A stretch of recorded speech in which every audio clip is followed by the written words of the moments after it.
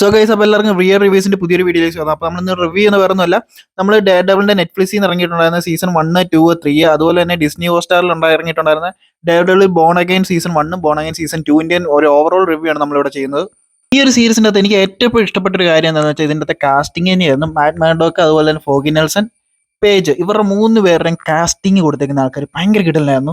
ഞാൻ അവരെക്കുറിച്ചൊന്നും ഡീറ്റെയിൽ ആയിട്ട് പോകുന്നില്ല. സോ ഇതിന്റെ ഓവറോൾ എങ്ങനെയുണ്ടെന്ന് ചോദിച്ചു കഴിഞ്ഞാൽ അടിപൊളി ഒരു സീരീസ് ആണ്. ഇനി ഇറങ്ങാൻ പോകുന്ന സ്പൈഡർമാനുമായിട്ട് ബ്രാൻഡ് ന്യൂ ഡേ ആയിട്ട് അത്യാവശ്യം കണക്റ്റും കാര്യങ്ങളൊക്കെയാണ്. കാര്യം നമുക്ക് ട്രെയിലറിൽ തന്നെ ഓൾറെഡി കണ്ടിട്ടുണ്ടായിരുന്നു ഹാൻഡിനെയും കാര്യങ്ങളൊക്കെ. ആ ഒരു ഹാൻഡിന്റെ ആ ഒരു ഓർഗനൈസേഷന്റെ സംഭവങ്ങളൊക്കെ കൂടുതൽ എക്സ്പ്ലെയിൻ ചെയ്യുന്ന ഈ ഒരു ഡെയർ ഡെവിൾ സീസൺ 2ന്റെ അകത്തൊക്കെ എക്സ്പ്ലെയിൻ ചെയ്യുന്നുണ്ട്. അതുപോലെ തന്നെ അയൺ ഫീസ്റ്റ്, ഡിഫൻഡർ, ഇതിന്റെ അകത്തൊക്കെയാണ് എക്സ്പ്ലെയിൻ ചെയ്യുന്നത്. സോ ഇതുമായിട്ടെല്ലാം കണക്റ്റഡ് ആണ്. മാത്രമല്ല ട്രെയിലറിന്റെ അകത്ത് ഓൾറെഡി നമ്മൾ പണിഷറിനെയും കാര്യങ്ങളൊക്കെ കണ്ടിട്ടുണ്ടായിരുന്നു. സീസൺ 1ലേക്ക് പോയി കഴിഞ്ഞാൽ മാറ്റ് മർഡോക്ക് എന്ന് പറഞ്ഞ ക്യാരക്ടറിനെ കാണിക്കുന്നുണ്ട്. പുള്ളിയുടെ ചെറുപ്പത്തിൽ തന്നെ ഒരു കെമിക്കൽ മൂലം പുള്ളിയുടെ കാഴ്ചശക്തി നഷ്ടപ്പെടുന്നതായിട്ടാണ് കാണിക്കുന്നത്. എന്നാൽ ഈ ഒരു കെമിക്കൽ മൂലം തന്നെ പുള്ളിയുടെ സെൻസസ് മുഴുവൻ ഹൈറ്റൻ ആവുകയാണ്. മാറ്റിന്റെ ഫാദർ മരിച്ചതിന് ശേഷം സ്റ്റിക്ക് എന്ന് പറഞ്ഞ ഒരു ക്യാരക്ടറിനെ പരിചയപ്പെടുന്നുണ്ട്. ഈ ഒരു ക്യാരക്ടറാണ് മാറ്റിനെ ഫൈറ്റ് ചെയ്യാൻ പഠിപ്പിക്കുന്നതും നിഞ്ചാസും കാര്യങ്ങളൊക്കെ പഠിപ്പിക്കുന്നത്. ഓവറോൾ ഒരു ഗാർഡിയൻ പോലെയാണ് ഈ ഒരു സീസണിന്റെ അകത്തൊക്കെ കാണിക്കുന്നത്. ഡെയർ ഡെവിൾ സീസൺ 1ന്റെ അകത്താണ് മാത്യു മർഡോക്കിന്റെ ചെറുപ്പം അവിടെ ഇവിടെയൊക്കെ കാണിക്കുന്നത്. സൂപ്പർ പവർ കിട്ടിയത് കാര്യങ്ങളൊക്കെ അവിടെ ഇവിടെ കാണിക്കുന്ന സീസൺ 1ന്റെ അകത്താണ്. ഈ ഒരു ഡെയർ ഡെവിളിന്റെ എൻറ്റയർ സീരീസിന്റെ അകത്ത് മെയിൻ വില്ലൻ ആരാന്ന് ചോദിച്ചു കഴിഞ്ഞാൽ വിൽസൺ ഫിസ്ക് തന്നെയാണ്. നമ്മുടെ കിങ് പിങ് എന്ന് പറയപ്പെടുന്ന ഫിസ്ക് തന്നെയാണ് മെയിൻ വില്ലൻ. ഫിസ്ക് എന്ന് പറഞ്ഞ ക്യാരക്ടറിന്റെ ലക്ഷ്യം ഒന്നേ ഉള്ളൂ, ന്യൂയോർക്ക് സിറ്റി റീബിൽഡ് ചെയ്യുക. പുള്ളിയുടെ ക്രൈമും കാര്യങ്ങളൊക്കെ നടത്തി പുള്ളി കൺട്രോൾ ചെയ്യുന്ന രീതിയിൽ ഒരു ന്യൂയോർക്ക് സിറ്റി ഉണ്ടാക്കിയെടുക്കുക. അതാണ് പുള്ളി മെയിൻ ആയിട്ട് ഇതിൻ്റെ അകത്ത് നോക്കുന്നത്. ഈ മാറ്റ് മാഡോക്ക് എന്ന് പറഞ്ഞ ഈ ഒരു ക്യാരക്ടർ ഒരു ബ്ലൈൻഡ് ലോയർ ആയതുകൊണ്ട് തന്നെ ഒത്തിരി കോഡ് സീനും കാര്യങ്ങളൊക്കെ നമുക്ക് എൻ്റെ സീരീസിൻ്റെ അകത്ത് കാണാൻ സാധിക്കുന്നുണ്ട്. അതൊക്കെ അവിടെ ഇവിടെ ഭയങ്കര രസകരമൊക്കെ ആയിട്ടാണ് പോകുന്നത്. എന്നിരുന്നാലും സീസൺ 1 കുറച്ചൊക്കെ കഴിയുമ്പോഴത്തേക്കും നമുക്കൊരു ഗ്രിപ്പ് കിട്ടു പോകുന്നുള്ളതൊന്നും കുറച്ച് ലാഗ് അടിക്കും. അവിടെയാണ് സീസൺ 2 തുടങ്ങുന്നത്. സീസൺ 2ലേക്ക് വരുമ്പോഴത്തേക്കും കുറേ ഗസ്റ്റ് റോൾസ് കാര്യങ്ങളൊക്കെ വരുന്നുണ്ട്. നമുക്ക് പനിഷറിനെ ഇൻട്രൊഡ്യൂസ് ചെയ്യുന്നുണ്ട്. പനിഷറിന്റെ കാര്യങ്ങൾ വരുന്നുണ്ട്. ഭയങ്കര ബ്രൂട്ടൽ ആയിട്ടാണ് പനിഷറിനെ ഇതിൻ്റെ അകത്ത് കാണിച്ചിരിക്കുന്നത്.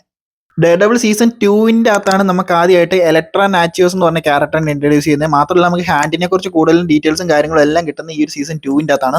ഡെയർ ഡെവിളിന്റെ സീസൺ 2ന് ശേഷമാണ് ഡിഫൻഡർ സീസൺ 1 വരുന്നത്. അതിനുശേഷമാണ് സീസൺ 3 ഡെയർ ഡെവിളിന്റെ സീസൺ 3 കണ്ടിന്യൂഷൻ വരുന്നത്. ഡെയർ ഡെവിളിന്റെ സീസൺ 2 എനിക്ക് നല്ല രീതിയിൽ ഇഷ്ടപ്പെട്ടെങ്കിൽ സീസൺ 3ലേക്ക് വന്നപ്പം തുടക്കമൊക്കെ എനിക്ക് ഭയങ്കര ഇൻട്രസ്റ്റിംഗ് ആയിരുന്നു. എന്നാൽ കുറേ എപ്പിസോഡ് പോയപ്പോൾ എനിക്ക് അവിടെ ഇവിടെ ചെറിയ ലാഗ് അടിക്കാൻ തുടങ്ങി. ഈ ഒരു ഡെയർ ഡെവിളിന്റെ സീസൺ 2 അതുപോലെ തന്നെ ഡിഫൻഡർ സീസൺ 1 ഈ ഒരു സീരീസ് ഇതോടുകൂടി ഹാൻഡ് എന്ന് പറഞ്ഞ ഒരു ഓർഗനൈസേഷന്റെ സംഭവങ്ങളും കാര്യങ്ങളൊക്കെ എൻഡായി. പിന്നെ സീസൺ 3ലേക്ക് വരുമ്പോൾ നമ്മുടെ ഫിസ്കിനെ കാണിക്കുന്നുണ്ട്. ഫിസ്ക് ജയിലിലാണ്.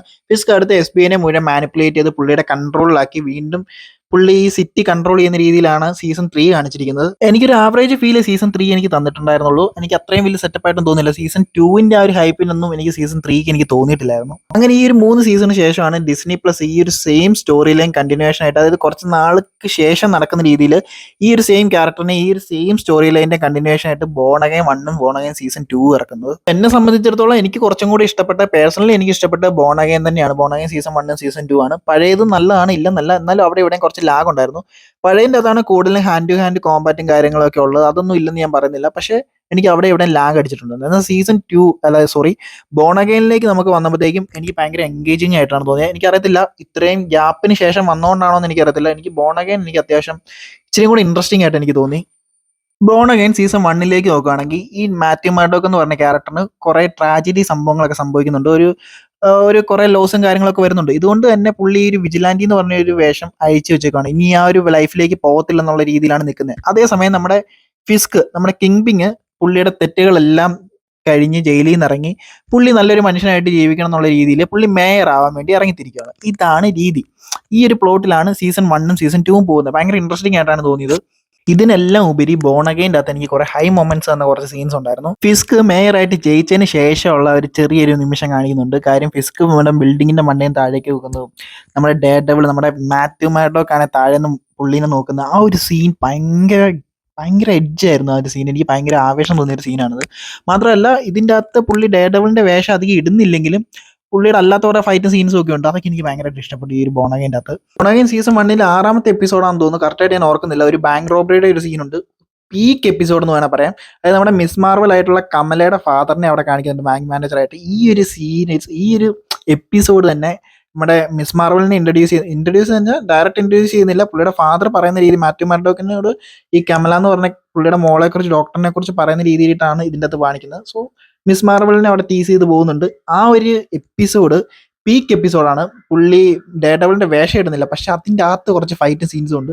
എനിക്കത് ഭയങ്കര ഹൈ ആയിട്ട് തോന്നിയൊരു എപ്പിസോഡാണ് ആ ഒരു ബാങ്ക് റോബറിയുടെ ആ ഒരു എപ്പിസോഡ്. അതുപോലെ തന്നെ ബോൺ അഗൈൻ സീസൺ 1ന്റെ ക്ലൈമാക്സോട് എടുക്കാം പനിഷറിന്റെ എൻട്രി ഉണ്ട്. സീസൺ 2ലേക്ക് പോകുമ്പോൾ നമുക്ക് ജെസിക്ക ജോൺസിനെ കാണിക്കുന്നുണ്ട്, പിന്നെ ഒരു വൻ മുതലിനെ കാണിക്കുന്നുണ്ട്.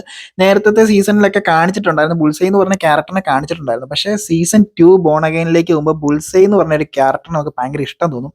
ഇഷ്ടം എന്ന് മാത്രമല്ല, പുള്ളി പക്ക ബ്രൂട്ടലാണ്. അവിടെ ഈ പനിഷറിനെ പോലെ തന്നെ കൊല്ലുക എന്നുള്ള ഒറ്റ മൈൻഡ്, ആ ഒരു ക്യാരക്ടറിന്റെ എൻട്രി എല്ലാം കിട്ടലിനാണ്. പുള്ളിയുടെ ഒരു റെസ്റ്റോറന്റ് വെച്ചൊരു സീനുണ്ട്, അത് വേണേ നോക്കി വെച്ചു. ആ ഒരു റെസ്റ്റോറന്റ് സീൻ, ആ ഒരു ഫൈറ്റ് പീക്ക് സാറ്റിസ്ഫാക്ഷൻ തരുന്ന ഒരു ഫൈറ്റ് സീനാണ് ആ ഒരു എൻ്റെ എപ്പിസോഡ്.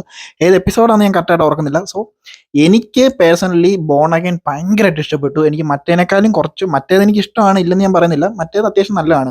അത് കണ്ടാലേ ബോൺ അഗൈനും കാണാൻ പറ്റുള്ളൂ. പക്ഷെ എന്നാലും ബോൺ അഗൈൻ എനിക്ക് പീക്ക് സാറ്റിസ്ഫാക്ഷൻ ആണ് തന്നത്, എനിക്ക് നല്ല രീതിയിൽ ഇഷ്ടപ്പെട്ടു. അപ്പോൾ ഇത്രയൊക്കെ ഈ ഒരു വീഡിയോ പറയുന്നുള്ളൂ. നിങ്ങൾ ഈ ഒരു സീരീസ് കണ്ടിട്ട് നിങ്ങൾക്ക് തോന്നിയ കാര്യങ്ങളൊക്കെ കമന്റ് ബോക്സിൽ കമന്റ് ചെയ്യാനാണ്. അപ്പോൾ മറ്റൊരു വീഡിയോ വീണ്ടും കാണാം.